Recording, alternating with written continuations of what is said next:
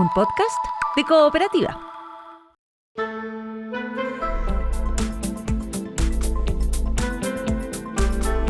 Hola Santiago La Chile, hola al mundo que nos sigue a través de cooperativa.cl. Este primer café de viernes 16 de enero lo vamos a compartir con el diputado José Carlos Mesa, que es vicepresidente del Partido Republicano. Con Nicolás Eizaguirre, él es del PPD, fue ministro de Hacienda, Educación y SECPRES. Con Cristian Monkeberg de Renovación Nacional, fue presidente de ese partido. También fue ministro SECPRES de Desarrollo Social y de Vivienda. Y con Ignacio Walker, ahora independiente, ex canciller, fue presidente de la DC y también fue senador.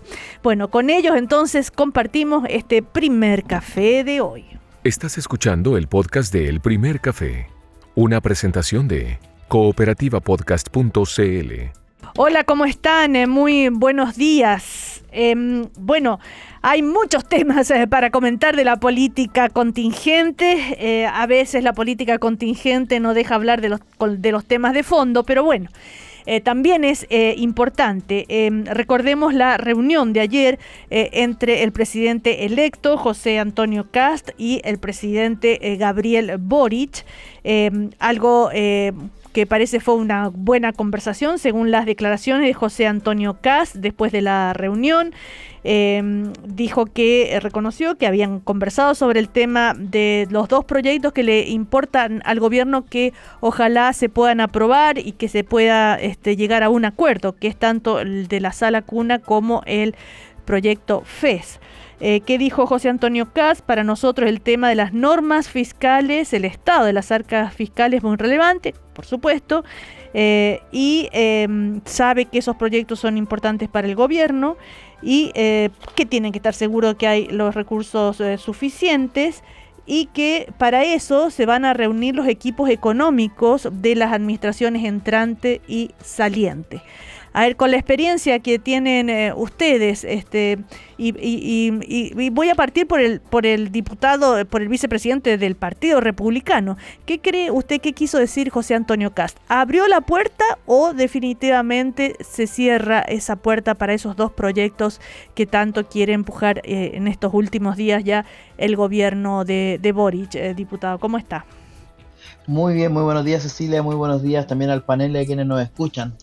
Mira, yo creo, a ver, lo que dijo José Antonio es bastante claro. Aquí las reformas, sean grandes, sean pequeñas, sean profundas o sean superficiales, tienen que hacerse con responsabilidad. Y ahí nosotros, por lo menos, lo que hemos visto en las últimas semanas de parte del Ejecutivo, del gobierno del presidente Gabriel Boric, es que hay un apuro que nosotros consideramos que es innecesario en aprobar ciertas cosas en cierto plazo.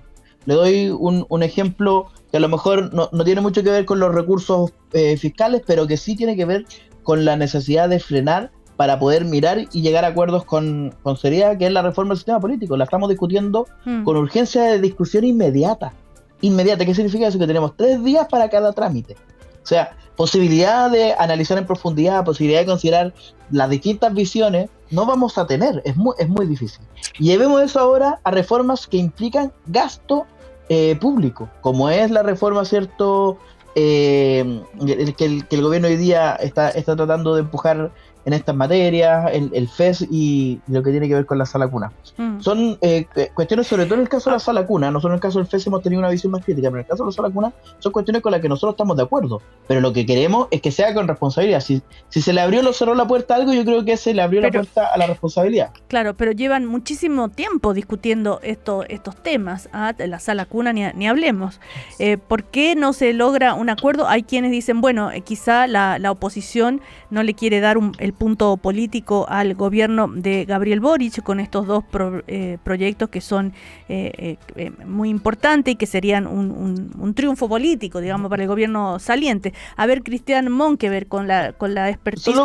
Solo una cosa, Cecilia, sí, yo creo que yo sé que tú eres la que lo dice ahora, pero no eres la que creó ese concepto, ¿cierto? De lo que estás diciendo ahora, pero me parece una visión bastante mezquina cuando estamos hablando de reformas tan importantes del país. Esto no se trata de un triunfo o una derrota para un gobierno, sino que se trata de un triunfo, una derrota para el país. Claro, por supuesto, pero usted sabe que la política a veces, o no es así. Cristian Monkeberg, ¿cómo estás? Buen día, ¿cómo lo ves tú? Muy bien, muy buenos días también a todos. A ver, varias cosas. Yo me engancho en lo que se estaba conversando. Los proyectos como Sala Cuna Universal, lo del FES puede tener una categoría distinta, digo yo, un Ujú. análisis distinto, porque hay un tema de organización del crédito o al acceso al crédito para poder estudiar de manera distinta y con una mirada con visiones muy dispares, que yo creo o veo muy difícil, aunque el gobierno ha hecho un esfuerzo en estos últimos días, lo podría haber hecho antes, para poder llegar a acuerdos. Pero yo creo que en proyectos como Sala Cuna Universal, coincido, no veo que haya esa mezquindad de no quererlo aprobar. A ver, el mejor ejemplo lo da el actual oficialismo que está terminando respecto de PGU, de la pensión general universal o Ujú. la que todos conocemos, donde se aprueba en las postrimerías del gobierno del presidente Piñera, con votos, obviamente, de la oposición de esa época. ¿Fue una política pública que llevó adelante el presidente Piñera? Sí, está bien, pero que todos se hacen parte de ella y que el actual gobierno ha seguido mejorando. Entonces, proyectos como eso yo dificulto que no se quieran aprobar a partir de no darle el punto al actual gobierno o al que viene, porque finalmente son políticas públicas donde todos se involucran y son además tan esperadas, o sea, la cuna universal, ¿para qué decir? Lo de FES, ahí tengo mis dudas, yo tengo mis dudas porque hay una discusión interna que excede a la derecha o a la izquierda o a la oposición gobierno, incluso cruza al mundo académico, donde no hay muchas coincidencias y donde el gobierno ha tratado de hacer esfuerzos, y yo dificulto que eso logre salir. No significa que no se pueda abordar o que no se pueda continuar abordando en el, Pero si- la en el sala gobierno cuna, siguiente. pero la sala No, cuna pero de, la sala cuna universal no me cabe la menor duda, Cecilia, que debería hacerse un esfuerzo por dejarlo aprobado. Evidentemente con las alertas que prende el presidente. Pues, si Ujú. José Antonio Kast lo está planteando, los recursos siempre van a ser escasos, pero la PGU también tenía recursos escasos y finalmente se hace un esfuerzo y se logra aprobar. Yo creo Mm. que son proyectos tan esperados y tan necesarios que yo no le daría muchas vueltas, Ok. de todas maneras. Bueno, ahí, pero parece que no toda la oposición piensa como tú, Cristian. Sí, pues. Acabamos de escuchar a José Carlos Mesa. Bueno, No, no, No, no, pero es que José, ojo José Cecilia, yo Carlos no lo estoy decía, diciendo que no lo se pueda decía, aprobar. no, Yo lo no, que él estoy diciendo decía es que que él se tiene que plantea, hacer con responsabilidad. bueno, pero hay sí, una voluntad entonces, ya. Eh, sí, él lo planteaba respecto y yo así lo escuché, por eso enganchaba en sí. su planteamiento. Él lo planteaba respecto de la sala cuna universal, que son proyectos bien esperados y que no creo que haya mezquindad respecto de uno u otro para darle el punto a uno u otro Ujú. gobierno, porque la verdad Ya, que yo ok. creo que exceden a un gobierno. Eh, Claro, podría ser incluso para José Antonio Cast favorable poder empezar su mandato con este proyecto e incluso el del FES ya resuelto y aparecer él como siendo parte de esos logros, compartiendo con el gobierno actual, digamos, el logro de esto. ¿Cómo lo ve Ignacio Walker? También avesado político. Bueno, yo creo, Cecilia, que sería una gran cosa para el país que en este mes de enero pudieran despacharse 3 proyectos de ley: Sala Cuna Universal, financiamiento de la educación superior y reforma política, ¿no?, sobre el tema de fragmentación partidaria. Ujú. Entonces, todo gobierno en el último mes legislativo, que es enero, enfrenta una cierta presión, un cierto apuro, hay una agenda, ¿no es cierto?, que se puede concluir. Eso ha ocurrido con todos los gobiernos. Y cuando asume un gobierno de signo distinto, como ha sido la tónica en los últimos 15 años, yo creo que le conviene a ese gobierno entrante tener un terreno más despejado, por así decirlo. Entonces, el tema de la sala cuna universal se cae de puro maduro, porque ya hay una discusión de tanto tiempo, Mm. hay un consenso técnico, hay cartas, hay columnas estos días de los expertos, hay una necesidad social muy grande, por lo tanto es evidente, ¿no es cierto?, que en ese tema debiera haber la posibilidad de un acuerdo.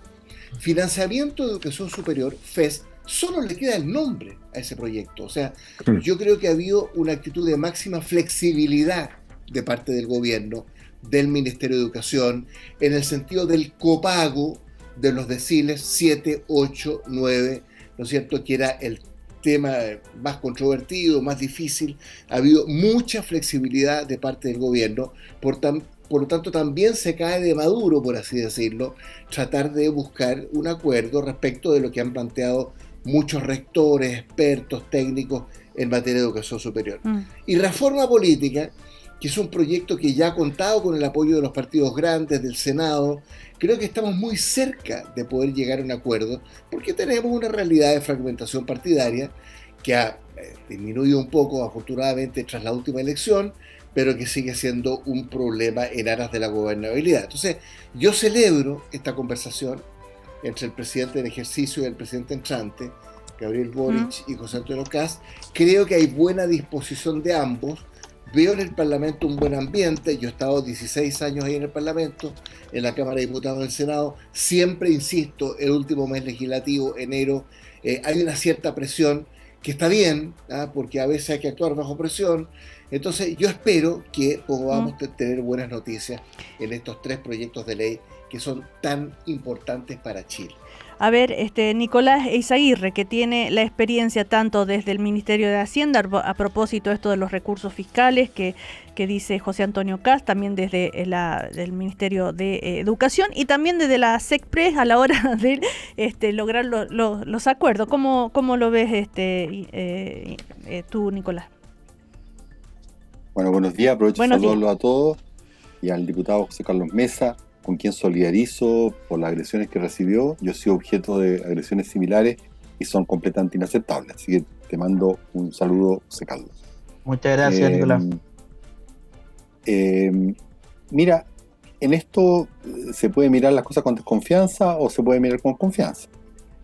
¿Cuál es la posibilidad de que en 4 años más el gobierno, quienes lo presiden actualmente, saque ganancias de un par de proyectos? 0. Si en 4 años pasan muchas cosas. Entonces yo creo que más bien al final de los gobiernos tienen una actitud más unitaria y es una buena ventana de oportunidad para que cosas que están súper discutidas, como dijo Ignacio, lleguen a puerto. Y de lo que tú decías, Cecilia, al gobierno entrante le conviene que el tema estudiantil esté tranquilo. Yo te diría que el gobierno ha hecho un esfuerzo enorme. Es parecido a lo que pasaba con el tema de pensiones. El FES partió siendo un proyecto muy redistributivo, con mucha mutualización. Esto es, los que más podían pagar terminaban subsidiando a los que menos podían pagar, pero las indicaciones en términos de el máximo pago, el copago, han llegado a un punto que, es bastante similar a lo que ocurrió con pensiones. Es una buena mezcla entre que cada uno mata a su toro y que haya un cierto grado de mutualización en el pago cierto efectivo de los créditos estudiantiles. Así que yo creo que sería una muy buena cosa. En Sala Cuna está todo dicho ya. Esos proyectos como el de Sala Cuna tienden a pagarse solos, y eso que yo soy ex ministro de Hacienda, nunca creo estas cosas que se pagan solas, pero es obvio que una de las restricciones importantes para la mayor participación de la mujer en el mercado del trabajo es la carencia de buenos instrumentos, ¿cierto?, de apoyo en la crianza, y en la medida en que las mujeres puedan salir a trabajar y aumente, ¿cierto?, la fuerza de trabajo y el empleo, eso es más PIB, más recaudación fiscal, y por tanto yo estoy seguro que el informe financiero debe ser muy favorable. Entonces yo los invito a que realmente miren que aquí hay una oportunidad de consenso, que nadie está tratando de sacar ventaja o llevar agua para su propio molino, y que ojalá se avance. Claro, ahora respecto a los recursos fiscales, que el punto donde ha hecho hincapié José Antonio Kast, por otro lado, ayer en la reunión con la UDI, ¿no es cierto?, en el consejo de la UDI, dijo José Antonio Kast, nos van a dejar poca plata, o sea, hay que ser creativo. Él en varias oportunidades ha advertido de eso, las arcas fiscales, que no sé, que tenemos que estar seguros que tenemos esos recursos, porque eso también va de la mano de lo que es el reajuste, por ejemplo, dijo. Entonces, si ellos están convencidos de que no hay recursos fiscales, ¿de qué manera se podría llegar a un acuerdo en esto entonces, Nicolás? Bueno, tendríamos que meternos en cosas técnicas que los voy a aburrir a todos, pero en el caso de los créditos estudiantiles, el sistema está tan naufragado que la verdad es que la gente no está pagando.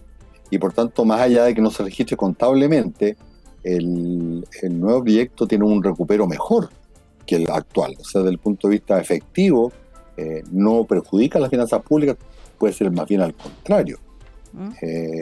Y en el caso del reajuste, bueno, largo de explicar, pero el reajuste siempre tiene contempladas las partidas en la partida del tesoro, porque tú nunca quieres señalar antes cuánto es el monto de recursos que tienes para el reajuste, porque obviamente le va a dar una señal a quienes negocian que va a ser inconveniente desde el punto de vista del gobierno. Ahora creo que hay unas reasignaciones pendientes también, pero el reajuste es un reajuste moderado, 3,4%, que es la inflación acumulada a noviembre, en dos tandas, 2 y 1,4%, y por tanto yo creo que hay condiciones para aprobarlo sin que esto sea lesivo desde el punto de vista fiscal. Diputado Mesa, a partir de lo que ha escuchado, usted partió diciendo que no hay que apurarse, que esto mejor dejarlo para más adelante, que no hay que aprobar ahora. Lo que ha escuchado... No es lo que dije, Cecilia, lo que yo, y voy a insistir por tercera vez, lo que yo he dicho es que hay que hacerlo con responsabilidad. Sí, con calma. Con responsabilidad podemos sacar... No, responsabilidad. Si con responsabilidad podemos hacerlo rápido, también se puede. Pero hay que ser responsables, si ese es el punto. Y aquí, nuevamente, yo entiendo lo que señala Nicolás, pero hay que incorporar otras visiones. Cuando se estuvo tramitando la Comisión de Hacienda, ¿cierto?, el reajuste, el Consejo Fiscal Autónomo advirtió que no hay claridad de dónde van a salir 822 millones de dólares para financiar ese reajuste. No están en la partida de Tesoro Público. No están ahí. ¿Dónde están esos 822 millones? Y lo único que se ha dicho son reasignaciones. Pero hasta el momento, por lo menos lo que nosotros como oposición hemos recibido, nunca, al momento de la votación, nunca se nos dijo de dónde iban a sacar esos 822 millones de dólares. Y así suma y sigue. Así suma y sigue con otras políticas públicas que hoy día van a implicar necesariamente gasto, con el nivel de endeudamiento que va a heredar este gobierno al próximo endeudamiento público en cifras récord. Entonces, todos estos elementos no podemos pensar que aquí vamos a usando la misma frase de Nicolás, ¿cierto? De cada uno mata al toro, aquí ya matamos al toro, ¿cierto? Pero para poder carnearlo no podemos considerar cada parte por separado. Aquí hay un toro completo que tenemos que hacer calzar. Y aquí uno no puede tomar un proyecto y pedirnos a nosotros como oposición que el resto de las finanzas públicas no sean parte del análisis. Tienen que serlo. Porque cuando nos llegue, y esa es la... Sí. Solo para cerrar, disculpa. Y esa es la advertencia que hace José Antonio Cast a partir del 11 de marzo. Hay mucha falta de claridad respecto de financiamiento y de recursos públicos y de estado de las finanzas actuales del Estado. Sí, Ignacio Cócar. Sí. Mira, una nota de pie de página nomás. De los 3 proyectos que estamos hablando, Sala Cuna Universal, FES, ¿no es cierto?, y Reforma Política, del punto de vista de los recursos fiscales, el que tiene costo cero es Reforma Política. Entonces, desde ese punto de vista hay otro argumento, ¿no es cierto?, en favor de legislar. Incluso hay un cierto ahorro, porque restringe recursos, ¿no es cierto?, para partidos que no representan mayormente. Entonces, yo insisto en el tema de reforma política. Eso es algo de interés para el país, ¿no? Evitar la fragmentación partidaria que hace muy ingobernable un país es una prioridad importantísima. Entonces, quedan 14 días, quedan 2 semanas, queda poco tiempo. Yo sé, estamos estresados todos. Hay un estrés fiscal también, hay un tema con los recursos. Pero yo creo que si existe voluntad, si hay visión, y yo valoro esta aproximación entre Boric y Kast, creo que ha mostrado un buen ambiente, una buena disposición de parte tanto del gobierno entrante como saliente. Creo que debiéramos poder concluir, darnos un regalo como país, por así decirlo, en la aprobación de los 3 proyectos en estas 2 semanas. Uh-huh. Bueno, ahí está entonces en compás de espera, digamos, ¿no? Porque por un lado, si uno toma al pie de la letra las palabras de José Antonio Cast anoche en el Consejo de la UDI, como que cambia, hay un matiz respecto a lo que dijo saliendo de la reunión con Gabriel Boric, pero bueno, así es la política, o no, Cristian Monkever, se van, depende de dónde se habla, a quién se dirige. y todo eso? A ver, yo no escuché a José Antonio, el presidente, en la UDI. Pero sabe lo que dijo. No, sí, está muy bien, está muy bien. Eso iba a decir, eso iba a complementar. Sé lo que dijo. ¿O te habías muteado? No. Lo que pasa es que... ¿O no había leído el resumen de noticias que le mandé? Ese es el problema. Ese lo leí anoche. Lo que pasa es que hay audiencias que requieren mayor cariño, ¿no es cierto? Y la UDI es una audiencia que requiere mayor afecto y cariño a partir, y aquí me estoy cambiando de tema, a partir de lo que hemos visto, y que también venía en la minuta de resumen, y que dice relación con cómo se van a incorporar los partidos al gobierno. Uh-huh. Había una discusión en eso. Y había una discusión álgida, ¿no es cierto?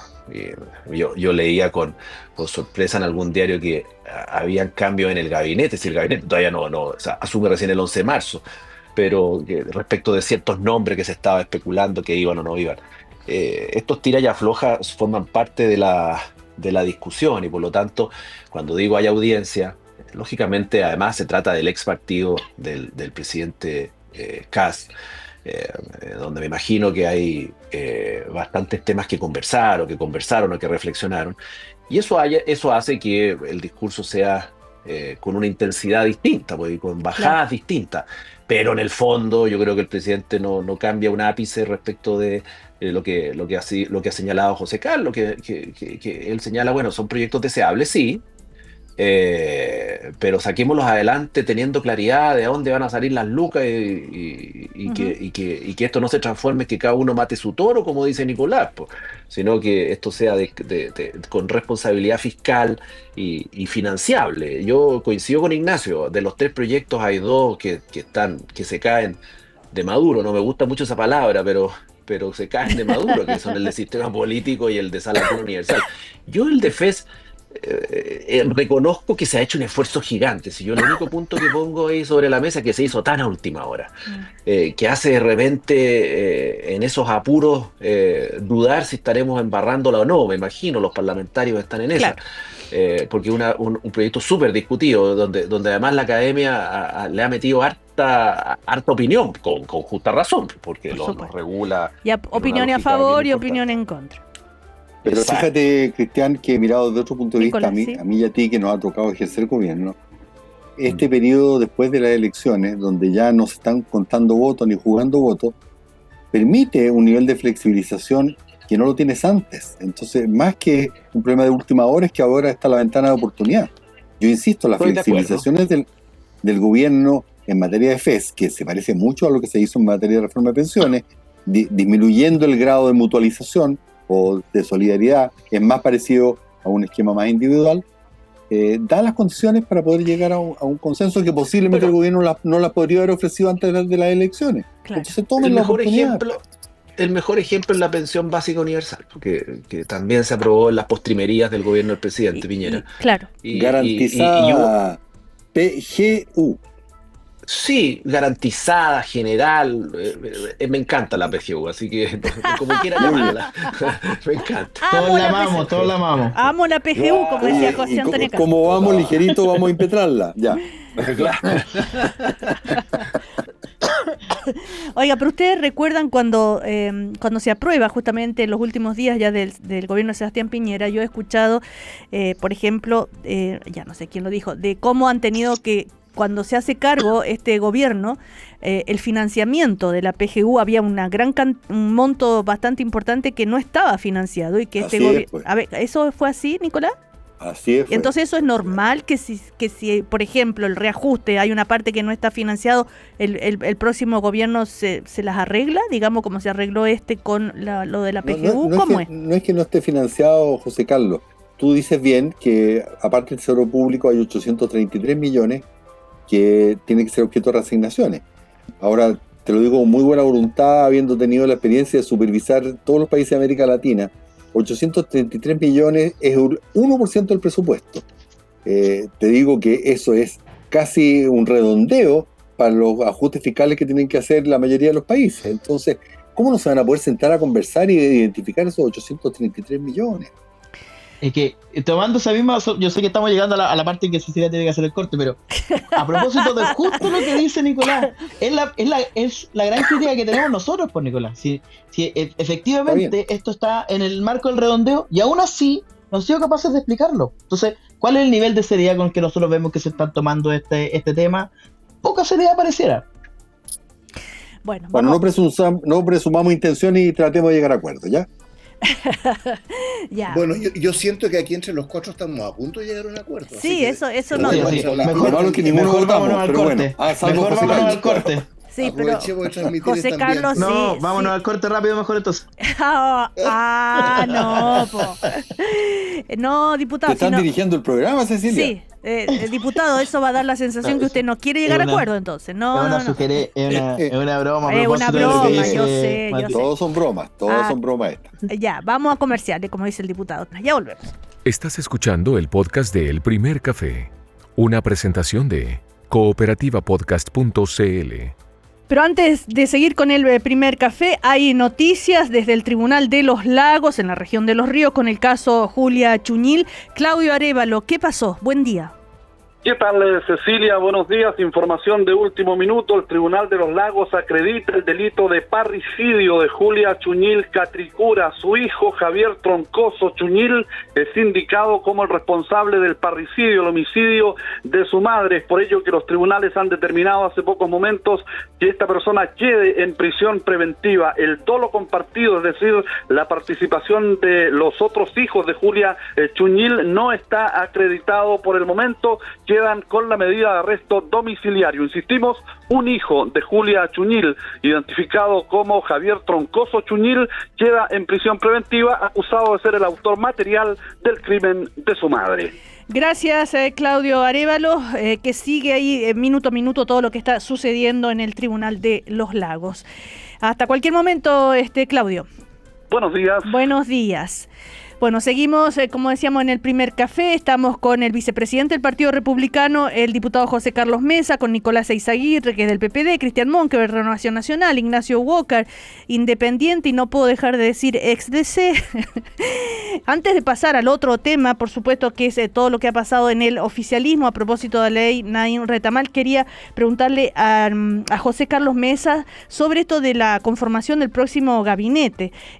Cristian Monkeberg decía, claro, depende a quién uno le habla, ¿no es cierto? A propósito de lo que dijo ayer el presidente electo José Antonio Kast en el Consejo de la UDI, que pidió calma, que no se preocupen, que lo único que les pido es que no haya angustia, porque quizás no todos van a llegar a trabajar el gobierno o algún sector, vamos a hacer distinto, hagan este gobierno como propio, ayúdennos desde el Congreso, etcétera. Todo eso lo junto con la decisión de Johannes Kaiser, que dijo así con palabras muy directas que se resta, ¿no es cierto? Porque dijo que lo que le ofrecieron fue diseñado para que tuviéramos que rechazarla.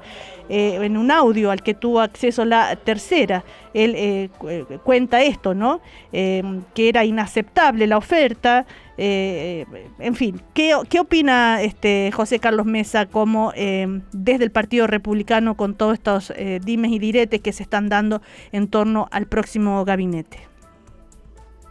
Que, bueno, lo que señaló ayer José Antonio Kast en el Consejo Ampliado de la UDI es algo que a nosotros, la interna del Partido Republicano y a la bancada en particular, nos ha venido diciendo desde hace varias semanas, que la lógica con la que se está construyendo el gabinete no es la lógica tradicional, no es la lógica que a lo mejor venía del periodo de transición más dura, digamos, de la época de lo que fue el gobierno militar en su época, en donde había ciertas carteras, ¿cierto? Todavía no había ni nacido, pero es que leer los libros de historia, había ciertas carteras que siempre eran de la FACH, ¿cierto? Ciertas carteras que siempre eran del ejército y así. Y como también en los años de la concertación habían ciertos temas o ciertas carteras que siempre eran del Partido Socialista o siempre eran de la democracia cristiana, salvo ya en los últimos años. Esa lógica nosotros no la queremos repetir. Y a su vez, la lógica también, que yo creo que fue uno de los primeros grandes errores del gobierno de Gabriel Boric, del presidente Boric, esto de la lógica de los círculos concéntricos, ¿cierto? Donde hay un círculo de hierro que toma las decisiones y el resto de los partidos que no forman parte de ese círculo de hierro no pueden participar. yo creo que también se está rompiendo con algunos de los nombres que estarían aparentemente confirmados. No soy yo quien para confirmar esos nombres, pero con el caso de Alvarado y García Robinó, ¿cierto? Ujú. En ministerios muy importantes. ¿Y qué es lo que nos pide a nosotros? Que tengamos calma, como lo decía ayer en la UDI, y que tengamos la generosidad de entender que este es un gabinete que no está pensado para los partidos, sino que tiene que estar pensado para un gobierno de emergencia. Y un gobierno de emergencia no se puede cotear. Y yo creo que a lo mejor ahí eso es lo que quizás, yo no puedo tampoco interpretar ni a Johannes, de que tengo un profundo respeto, ni al Partido Nacional Libertario. Quizás ellos esperaban una forma de construir un gabinete distinta. Y nosotros por lo menos tenemos claridad que el gabinete tiene que estar enfocado en este gobierno de emergencia y no en lo que a los partidos nos encantaría. A mí me gustaría que todos los ministros fueran republicanos. Pero no va a ser así. Ahora, Kaiser dijo, no íbamos a estar representados en el gobierno, íbamos a hacer una figura sobre la chimenea, pero nada más que eso. Ahora, les pregunto al resto, esta que suele suceder, gabinetes donde predomina más tecnocráticos, como se dice, o mucho independiente, ¿no son necesarios los partidos políticos representados en un gabinete, como que al final pasó con el presidente Piñera en su primer gobierno? ¿Se acuerdan? Después tuvo que poner gente de la política en su gabinete. ¿Por qué sería mejor un gabinete con poca gente de los que representan los partidos políticos, Cristian Monkeberg? ¿Se escucha bien o no? Sí. Muy bien. A ver, varias cosas. En esto yo me aparto un poquito de lo que ha planteado José Carlos. Y también hablando un poquito de lo que ha sido la historia no reciente nuestra, sino que en general la historia de la conformación de gobiernos en diferentes países. Esto se enseña, y es la tradicional discusión entre la tecnocracia, los técnicos, el mundo independiente versus el mundo más político, ¿no es cierto? Y hay una constante en gobiernos de centro derecha o derecha cuando se instalan que cometen este error. Lo cometió el gobierno del presidente Alessandri el año 58, lo cometió el gobierno de Lasso en Ecuador, en la misma espiral entró el gobierno de Macri en Argentina, en el mismo espiral, lo recordaba Cecilia, entró el gobierno del presidente Piñera en su primera versión. Y al poco andar hubo que corregir. Y no se trata de darle cargo a los políticos. Si finalmente lo que hay acá, porque claro, uno dice, no, los gobiernos de los partidos políticos y finalmente los partidos están mal evaluados. El punto es la experiencia en torno a un gobierno que, y yo creo que está bien, se ha denominado como de emergencia. Entonces, ¿cómo voy a resolver la emergencia yo? Yo creo, a mi juicio, que esa emergencia se tiene que resolver con decisión, con argumentos sólidos, con buenos proyectos, con apoyo ciudadano, que lo tiene y mucho el presidente recién electo, pero también con experiencia, con gente que sepa dónde queda el baño del ministerio. Lo grafico con ese argumento. Sí, ¿no es se cierto? entiende. ¿Por qué el baño? Claro, porque yo me acuerdo cuando... No se vaya por esa deriva. Ya. Entonces, cuando yo llegué al Ministerio de Express, yo sabía, porque... ¿Dónde estaba el baño? Dónde Nicolás descansaba, dónde reflexionaba, porque me dijeron, aquí reflexionaba el ministro Ezaguirre. Esta mesa la puso la ministra Rincón. Finalmente, con estos ejemplos domésticos... Está hablando de un tema de fondo. Pongo la experiencia sobre la mesa, ¿no es cierto? Entonces, mi punto es, ojalá que esto no sea un repetir situaciones que se han planteado antes y que al poco andar hay que corregirla y que te hacen perder algunos meses preciosos, como le pasó al gobierno del presidente Boric, que esperó erradamente, a mi juicio, que se aprobara la convención, imagínate, Sí. la propuesta constitucional para poder iniciar su reforma, y perdió un año completo y al final terminó siendo un gobierno de administración y no como él quería, un gobierno de transformación o para llevar adelante su programa de gobierno, en fin. Entonces, ese es mi punto. Y yo creo que con los nombres que han ido surgiendo, porque todavía hay mucho de especulación, ojalá no se equivoque el diseño. Yo me huele que se está repitiendo quizás. Y yo creo que a José Carlos, que es vicepresidente, Yo sé que es su gobierno, porque es su partido, porque el presidente viene de ese partido, a nosotros pasó lo mismo de RN, también tiene que haber dificultades puertas adentro. Lógico, porque tiene que haber mucho militante que dice, pucha, yo me la saqué la mugre durante 5 años, 8 años, llegué a la Moneda, quiero estar ahí, po. No debe ser fácil también, debe ser doblemente difícil explicarle a su gente que no van a estar en esta primera línea o en este primer momento. Entonces, claro. Hay que tener paciencia. Pero la política es necesaria. Es que la política seria y bien hecha. Por eso lo digo, la experiencia y los años de circo y las carreteras y las jinetas y todas esas cosas se ganan en el ring de la política. Entonces, Ignacio Walker. ¿Puedo decir? Bueno, Nicolás Izaguirre, ya. Cecilia, que bueno, ¿quién primero? Dale tú, Ignacio. Ignacio. ¿Perdón? Ya. Ignacio, vamos. No, yo creo que no hay sustituto para los partidos políticos, ¿no es cierto?, en democracia. La democracia es el gobierno de los partidos políticos. ¿Ah? Chile ha estado muy al margen de las lógicas caudillistas, individualistas, incluso tecnocráticos, con algunas derivas, por supuesto, tecnocráticas, como decía Cristian, en el gobierno de Jorge Alessandri, algo en el primer gobierno de Sebastián Piñera, sobre todo. Entonces, no hay sustituto para los partidos políticos, sobre todo considerando que no es solo el gobierno, es el Parlamento. Fíjate, Cecilia, que si tú sumas los 8 diputados del Partido Nacional Libertario y los 14 del Partido de la Gente, ahí tienes 22 diputados, o sea, que no van a estar en el gobierno, ¿no? Ni el Partido de la Gente, que está claro que no va a estar, ni el Partido Nacional Libertario, que es la noticia de hoy, que tampoco va a estar. Entonces, el gobierno del presidente José Antonio Kast va a empezar el 11 de marzo siendo bastante más minoritario de lo que incluso sugerían las cifras de noviembre y diciembre, las de noviembre en materia parlamentaria. Entonces, yo creo que este rebaraje, porque en realidad todavía no hay gabinete, lo que pasa es que han trascendido tantos nombres que virtualmente, ¿no es cierto?, el gabinete está como armado en su esencia.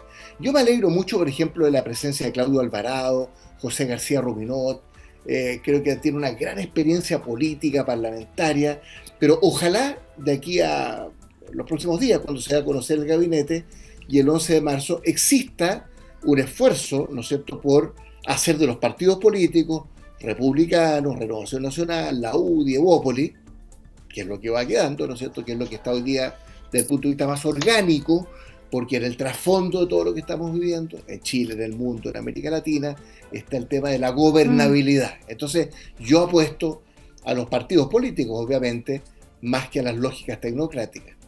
Nicolás Izaguirre quería decir algo. Mira, esto tiene todo que ver con algo que yo muchas veces he criticado, que entiendo era una muy buena frase de campaña, pero que no puede ser más lejos de la realidad, que es esta idea del gobierno de emergencia. Porque si efectivamente tú estuvieras en una emergencia, y a mí me tocó, voy a estar como Ignacio Walker que repite su currículum, me tocó supervisar 34 países de América Latina. Cuando tú tienes una situación de emergencia, tú te llamas a un conjunto de técnicos, llamas también al Fondo Monetario Internacional, que es un poco el caso del gobierno de Milei, ¿no? Porque necesitas personas que te digan cómo meto el serrucho para aquí cortar y arreglar esto que se me está cayendo a pedazos. Ese es un gobierno técnico-político con una gran capital político en que tú vas a solucionar una emergencia. Pero cuando tú no estás en una emergencia, y ha sido una buena frase de campaña, pero no es así, tú para avanzar necesitas consensos. Y para eso tú necesitas articulación política. Fíjate que lo que ha ocurrido con el Partido Nacional Libertario no es menor. Ya lo decía Ignacio, junto con el Partido de la Gente. O sea, el gobierno que es consistente con el primer discurso de José Antonio Kast que yo celebré en este programa, el gobierno para poder avanzar va a tener que buscar diálogo con la oposición, porque no hay ninguna fruta al alcance de la mano obvia que hacer rápidamente y solucionar lo que aprieta a la gente en la calle. Podrán hacer algunas cosas en materia de seguridad, pero por lo menos en el campo económico, fíjate tú que el Banco Mundial ya acaba de dar una proyección más bien magra para este año, con la situación internacional que hay, la verdad las cosas es que soluciones rápidas no hay, y aquí lo que se necesita es mucho consenso, mucho diálogo. Entonces yo creo que Cristian tiene razón, hay que hacer un gabinete también más político, y eso tiene que ver con la capacidad de consensuar para poder avanzar. Ujú. Bueno, no sé si José Carlos Mesa quiere decir algo más sobre el tema. Sí, yo creo que los consensos y la emergencia no son opuestos, de hecho son complementarios. Si nosotros esperamos de la próxima oposición la misma actitud que nosotros como oposición hemos tenido. En materia de seguridad nosotros nunca dijimos que no al gobierno, nunca. Todos los proyectos que el gobierno aprobó en materia de seguridad fueron con los votos del Partido Republicano y muchas veces sin los votos de su esencia, del Frente Amplio o del Partido Comunista. Nosotros eso esperamos, que en materia de seguridad esos votos estén. Van a haber otras reformas, van a haber otros proyectos en donde primero no va a haber una emergencia, porque la emergencia en Chile es de seguridad, ¿no? Y en parte económica, pero sobre todo de seguridad. Pero van a haber otros temas en donde vamos a hablar de educación, en donde vamos a hablar de urbanismo, en donde es normal que surjan las diferencias y ahí lograremos y tendremos el tiempo suficiente para llegar a acuerdos. Pero yo creo que es importante entender que la emergencia es en materia de seguridad y ahí no hay mezquindad que pueda entrar a la discusión. Bueno. El otro tema, a propósito de leyes de seguridad, justamente pasemos a todo lo que ha sucedido a propósito del caso de Gustavo Gatica, ¿verdad? Que hay dos dimensiones, una el tema de la discusión sobre las consecuencias de haber aprobado la ley Naín Retamal, que enfrentó a el Frente Amplio, algunas voces del Frente Amplio, y después un comunicado que hizo el Frente Amplio así ya más oficial, digamos, que es lo que dijo concretamente ese comunicado, que hoy se confirman las advertencias y reflexiones críticas que expresamos durante la tramitación de la ley Naín Retamal y que nos llevó a rechazar, entre otros aspectos, la legítima defensa privilegiada, ¿verdad? Eso generó mucha molestia porque también hubo reclamo, ¿verdad? Y empezó a producirse ahí un tironeo. El Partido Socialista se molesta mucho, se dice que no va a participar más en las reuniones, en los comités políticos ampliados, y aparece el fantasma de esta imposibilidad de pensar en una coalición de centro-izquierda para el futuro. Me imagino que están al tanto de todos los detalles que han ido sucediendo, los dichos del presidente de la República, que ayer en el aniversario de los 50 años de la Vicaría de la Solidaridad volvió a hablar sobre el tema. Dijo que si bien reconoció que como presidente de la República no le corresponde referirse a los detalles del fallo, dijo: tengo el deber de hablar desde los principios y desde el corazón y decir que en este caso debe haber justicia y que si se establece que una persona le quitó los ojos a otra no puede haber impunidad, entre otros dichos. Bueno, vamos con las opiniones ahora entre todo esto, lo que ha pasado, lo que ha dicho la ex ministra y candidata Carolina Toá, también diciéndole, a ver, perdón, ustedes no siendo parte de la coalición de gobierno no pueden, lo estoy diciendo en mis palabras, no pueden hacernos ahora la desconocida, ¿no? O sea, asuman, esto es la política. Ignacio Walker. Bueno, yo creo que este es un tema muy importante, tal vez el tema más importante de la semana, porque es un gobierno que concluye y está concluyendo de la peor forma posible desde el punto de vista de la realidad de la coalición que le sirve de apoyo. Desde el momento, ¿no es cierto?, en que el socialismo democrático, ayer, por boca sobre todo de Paulina Bodanovich, la presidenta del Partido Socialista, ha anunciado que se va a restar de estos compromisos, encuentros, conversaciones, ¿no es cierto? Entonces, bueno, yo creo que aquí, en torno a la ley Naín Retamal, que recordemos que fue aprobada en marzo de 2023, cuando 3 carabineros habían sido asesinados, cuando objetivamente, desde el punto de vista del orden jurídico, hay una debilidad desde el punto de vista de lo que consideramos la legítima defensa en la acción de las policías, y lo que hay una vez más, a mi juicio, desde el punto de vista del Partido Comunista y del Frente Amplio, es una relativización del tema de la violencia octubrista, una relativización del tema de la seguridad, un debilitamiento del marco jurídico de la acción de las policías, de carabineros. Recordemos que el Estado es el monopolio de la fuerza y que no se puede permitir la privatización de la violencia. Entonces, aquí hay un verdadero parteaguas entre el socialismo democrático, que apoyó, ¿no es cierto?, esta ley, y el Frente Amplio, con una cierta ambigüedad del punto de vista de la definición del presidente Boric, que hace todo más difícil. ¿Por qué? porque la ley Naim Retamal, si bien recogió, ¿no es cierto?, mociones parlamentarias, fue un aspecto de la agenda de seguridad del gobierno.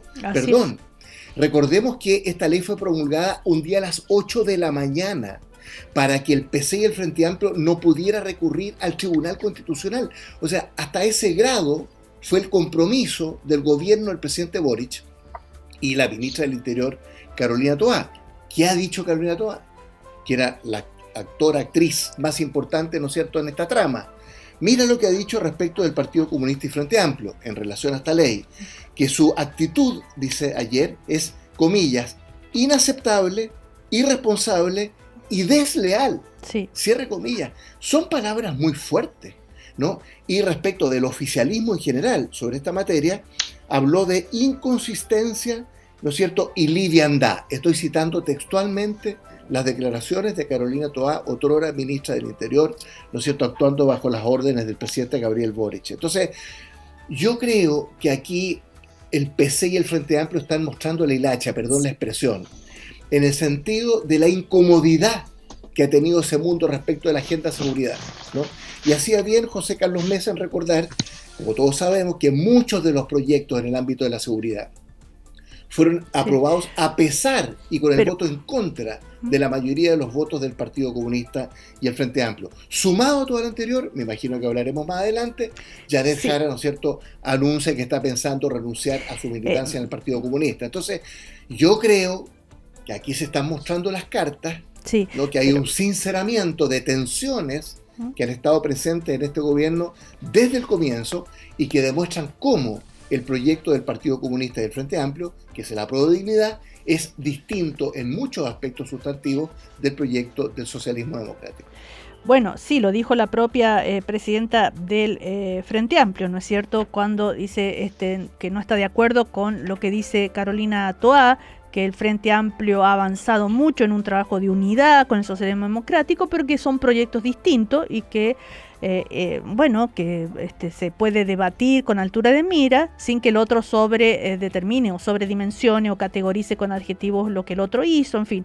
Y hay dos dimensiones, no solamente la ley y el hecho de que y las críticas y las quejas de sectores del Frente Amplio y el PC, sino también el juicio en sí mismo, porque a la vez Carolina Toá dice una cosa como la que hizo el señor Crespo no es aceptable. Los jueces podrían haber actuado totalmente con o sin ley Naim Retamal. Además, encuentra bochornoso que haya dirigentes políticos que hayan celebrado la absolución de Crespo. Y el señor Crespo no es ningún héroe. Lo que hizo es una cosa que debiera a todos rompernos el alma. Y aquí se le ha tratado de transformar en una especie como de ejemplo, no sé de qué. O sea, hay dos dimensiones, como queda claro, ¿no es cierto? El juicio en sí mismo, la decisión del tribunal y la influencia de esta ley Naim Retamal. A ver, Cristiano en Monkever, ¿qué opina? Ahí sí. Sí. Muy bien. Sí, es que yo siempre tengo dificultades con el mute, usted sabe. No, sí, pero sale perfecto, ya he aprendido mucho. Oye, dos cosas. Yo coincido con, aquí hay dos dimensiones respecto de lo que estamos conversando. Uno, respecto del juicio, evidentemente no hay nada que celebrar. Yo creo que el fallo se respeta, cada uno sacará sus conclusiones. Yo creo que una defensa jurídica y judicial intensa en cada una de las posturas y el tribunal fue clarísimo. Ahora, de ahí a descorchar botellas y celebrar no me parece adecuado, porque sin ir más lejos, hay una persona que lamentablemente se le dañó su vista de por vida, entonces a raíz de todo lo que conocemos. Entonces yo coincido con eso, no son cosas como para alegrarse, más allá de que tengamos Estado de Derecho, más allá de que la justicia habló, de que hubo un juicio largo, y de lado y lado, digo yo, porque en la etapa previa, increpando o alentando esta marea anti-institucionalidad o anti-carabinero, ¿no es cierto? Y posteriormente cobrando revancha a partir del fallo. Eso lo dejo planteado. Ahora, yo creo yo creo que las consecuencias políticas que surgen a raíz de los dimes y diretes, de la ley Naín, Retamal y todo, yo creo que esas consecuencias exceden esta situación. O sea, hace rato que no está cuajando bien la relación Frente Amplio, Socialismo Democrático, y digo de hace rato desde el día 1 que partió el gobierno. Y eso se mostró en los nombramientos, eso se mostró en las decisiones, eso se mostró en las frases grandilocuentes como la superioridad moral. Yo creo que ese es el hito inicial, ese es como no la guinda de la torta, es como el hito inicial, eso como que impulsó todo este distanciamiento que se produce.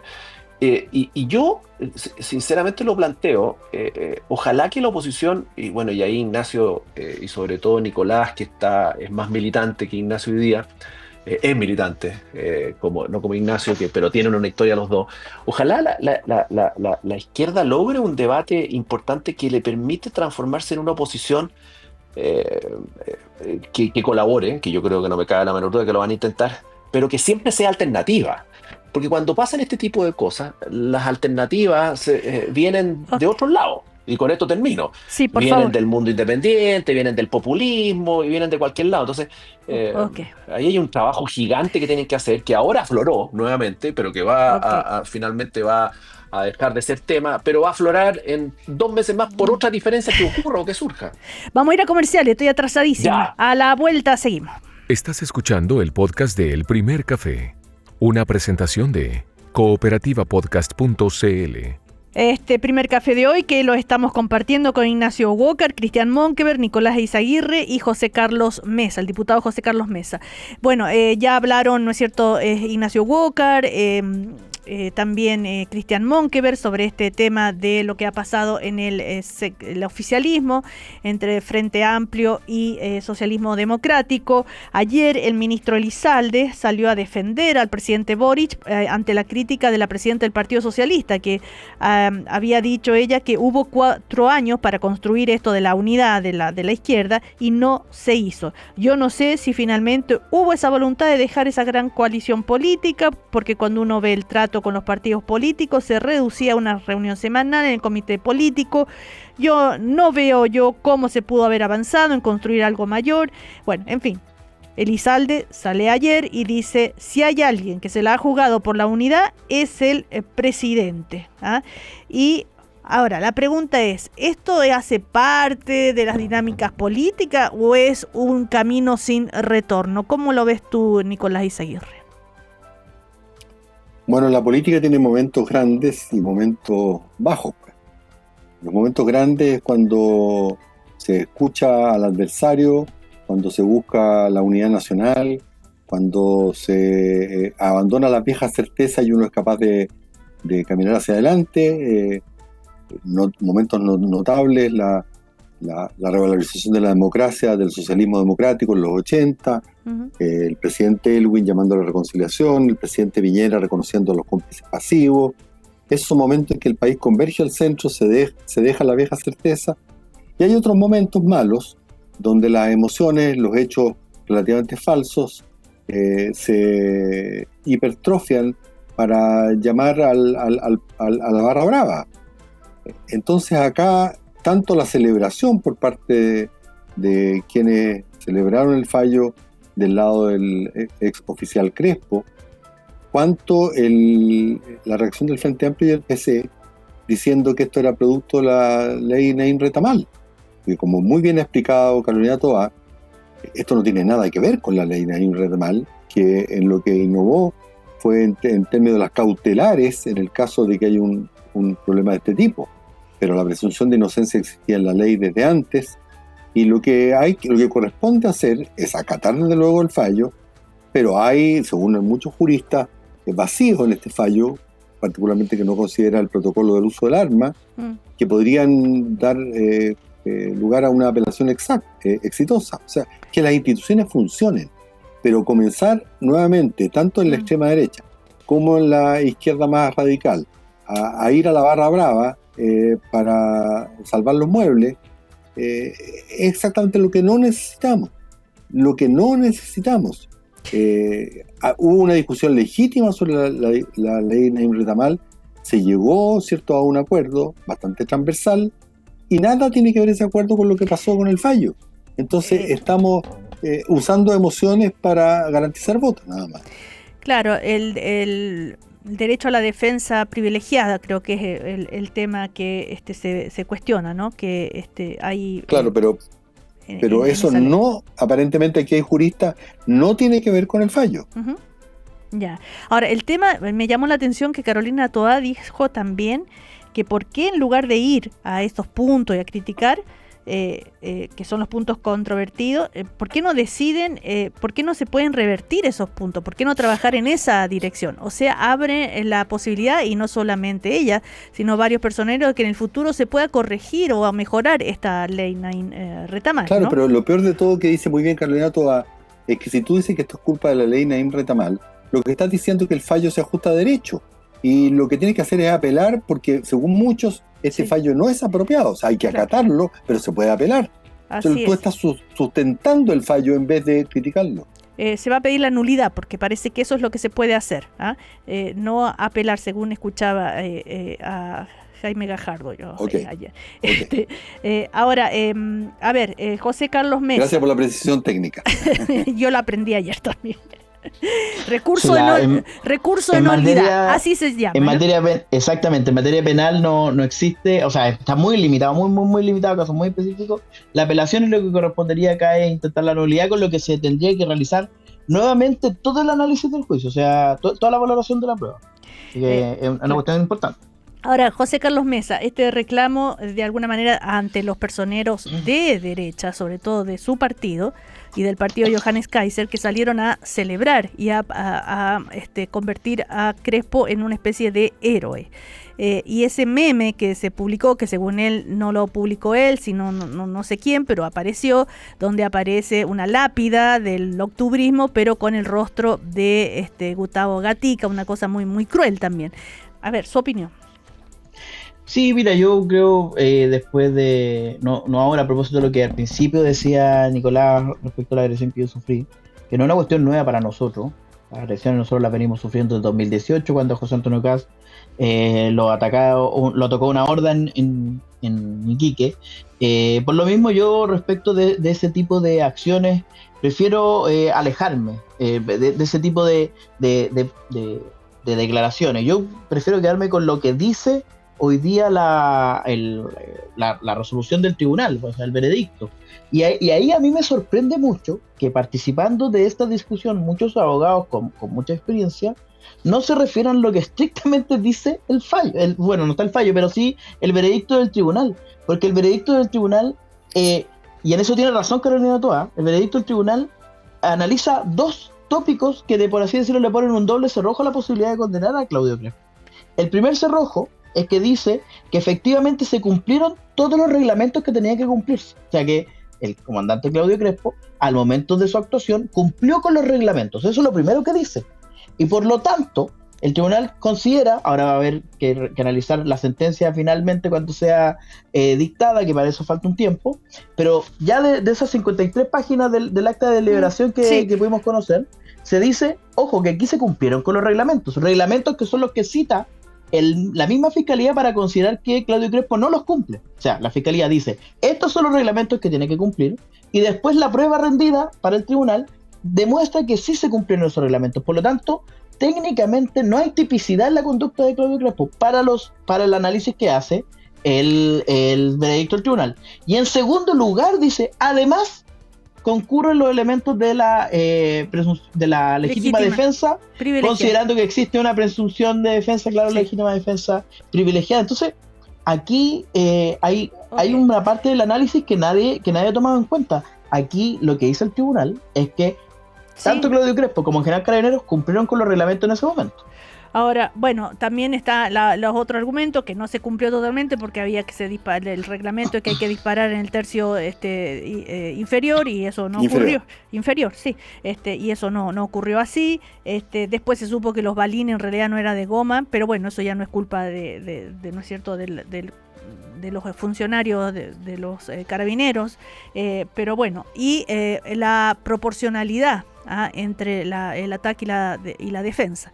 Ese es otro. Es que el tribunal considera aprobado todo eso elementos, claro, ojo. no, sí, yo sé. Le estoy contando qué es lo que dicen los argumentos de la otra parte, por qué no están de acuerdo con el fallo. Pero bueno, esto es un aspecto humano, después también se politiza, por otra parte, se politiza, como lo decíamos el otro día en el café, alguien lo decía, a la institución de Carabineros, no es la primera vez, y por otro lado genera este terremoto ahí en la centro izquierda. Yo les preguntaba si era un camino sin retorno o si ustedes se imaginan, como dice Elizalde, que sí, que esto no, o como dice la misma vocera de gobierno, que hay que poner la pelota al piso, como diciendo, a ver, ¿cómo dijo ella? No hay nada que indique que la legislación fue decisiva para la absolución de Crespo y que después de este quiebre pide poner la pelota al piso. ¿Es posible eso? Cecilia? Sí, Ignacio Walker. Mira, aquí hay un aspecto humano, un aspecto jurídico y un aspecto político, ¿no es cierto? En el aspecto humano, todos estaremos de acuerdo que esto fue una tragedia para Gustavo Gatica, ¿no es cierto? Diputado electo, una persona que es víctima, ¿no? Por el daño ocular que afectó como a 300, 400 personas, en un marco donde hubo violaciones a los derechos humanos, los 3 organismos internacionales que concurrieron a Chile a propósito, a petición del presidente Sebastián Piñera, lo que hay que decir también en su favor. Entonces, ese es un aspecto humano que evidentemente no hay nada que celebrar, como aquí se ha dicho, y Gustavo Gatica fue víctima de esta situación. Hay un aspecto jurídico, ¿no es cierto?, que es el que hemos mencionado sobre la ley Naim Retamal, evidentemente que la deliberación que está teniendo el Tribunal Oral en lo Penal, esto lleva 6 años este juicio. El Tribunal Oral en lo Penal es un órgano colegiado que por unanimidad, ¿no es cierto?, ha emitido una resolución. Entonces, evidentemente que hay que confiar en esa capacidad de deliberación jurídica para llegar a una determinada conclusión. Y está el tema político, que a mi juicio trasciende la ley Naim Retamal, trasciende el caso del que estamos hablando, va mucho más allá del tema jurídico, y que es hacerse cargo de las tensiones que existen entre 2 proyectos distintos. El proyecto del socialismo democrático, que tiene una historia, una trayectoria vinculada a la concertación, a la nueva mayoría, y el proyecto del Partido Comunista y el Frente Amplio, que fue la base de apoyo de la elección del presidente Boric con el apruebo de dignidad el año 2021-2022. Entonces, yo creo que la situación política que estamos viviendo entraña una dificultad. Pero para el futuro, ¿cómo lo ves? No, para el futuro, mira, aquí se está rebarajando el naipe, Cecilia, digamos las cosas como son. En materia de partidos políticos, de coaliciones políticas, se está rebarajando el naipe. Yo decía, cuando Janet Jara anuncia que está estudiando si renuncia o no al Partido Comunista, cuando ella llega al Comité Central flanqueada por Camila Vallejo y Nicolás Cataldo, solo faltó Jaime Gajardo, que como sabemos son minoría al interior del Partido Comunista, ¿no?, en que triunfó la tesis de Lautaro Carmona, que es la que dirige el partido. Hay tensiones al interior del Partido Comunista. El Frente Amplio aparece bastante cohesionado. Yo creo que fue una gran cosa para el país que convergieran 3 fuerzas políticas en un solo partido. Yo tengo respeto por el Frente Amplio. Ha sido mucho más que el Podemos en España, el Syriza en Grecia. Yo creo que el Frente Amplio, que tiene un liderazgo, Gabriel Boric y Tomás Bodanovich, tiene futuro, pero se van a definir estos 2 proyectos en términos de 2 tipos de oposiciones, o 3 tipos. ¿Qué pasa con la democracia cristiana? Que va a tener 3 senadores y 8 diputados. Ojo, hay un intento ahí entre la democracia cristiana, el Partido por la Democracia, el Partido Radical, el Partido Liberal, hablan de una centroizquierda distinta, ¿no es cierto?, de la Prodignidad. Entonces, hay aquí una geometría variable muy compleja en que va a definir un gobierno que tiene su propia complejidad, como hemos dicho. Partido Nacional Libertario no va a estar, Partido de la Gente no va a estar, y una oposición que va a dar cuenta de una actitud, yo creo, muy distinta, porque son 2 proyectos políticos muy distintos. Bueno, ahora en la derecha está a salvo de esta, digamos, de una coalición bien armadita, bien sólida, que no vaya a tener ningún problema, Cristian Monkeberg. Nosotros hemos transitado en una coalición que yo fui de los que señaló que se había agotado su ciclo y que fue exitosa porque llegó al gobierno, se generó a partir de un esfuerzo que va más allá de RN y la UDI, como fue Chile Vamos. Pero la realidad hoy día es distinta. Nos dimos una vuelta larga, surge el Partido Republicano como una alternativa fuerte y hoy día con mucha presencia, no solamente en el gobierno, lógicamente, sino que en el Congreso. Y yo creo de los que, y pienso que estando el Partido Republicano, no sé si José Carlos me va a acompañar en esta tesis, pero es evidente que la experiencia y la posibilidad de pasar por el gobierno y de gobernar y de llevar adelante una labor ejecutiva hace ganar carrete, hace ganar experiencia. Y por lo mismo, yo creo que hay que empezar a construir, no hoy día, porque hoy día, y el propio presidente lo ha dicho, el llamado es a colaborar con el gobierno, los partidos que se han ido sumando, pero hay que empezar a esbozar y a construir porque los gobiernos se acaban. Hay que empezar a pensar y a construir en una coalición que represente al sector. Y yo imagino en ese esfuerzo a los 3 partidos que hoy día están dándole sustento al gobierno. Que es el Partido Republicano, lógicamente, Renovación Nacional y la UDI. Evópoli está desaparecido y todo indica que no, más allá de lo que diga el Tricel, por lo que yo he leído y he escuchado, que no va a prosperar su refichaje. Si te llega a escuchar Juan Manuel Cruz, Santa Cruz, digo, ahí no le va a gustar mucho, pero bueno, sigamos. No, lo que digo es que el Tricel no sé si va a prosperar. Lo que pasa es que yo lo que he escuchado de boca de ellos es que si no prospera lo del Tricel, no sé si va a haber un esfuerzo de reficharse. A eso me refiero. Sí. Entonces, como sí lo está haciendo el Partido Radical. A lo mejor lo hacen y bueno, bienvenido sea y eso es así. Sí, pero políticamente la distancia entre Evópoli y el Partido Republicano es bien amplia. Recordemos los dichos antes de las elecciones, pero en el futuro habrá que ver. Pero tú te imaginas una coalición de derecha desde republicanos hasta RN. ¿Eso es? O sea, UDI, republicano y RN. Es lo que yo estoy viendo hoy día en la realidad actual, ¿no es cierto?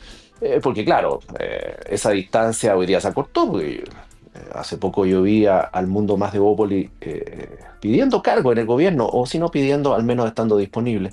Entonces, con ganas de colaborar, evidentemente. Entonces yo creo que eso hay que al menos explorarlo.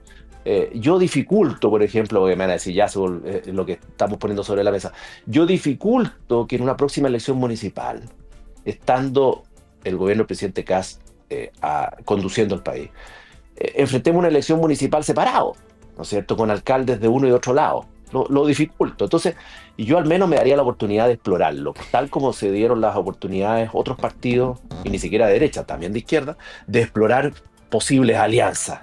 Yo me recuerdo ese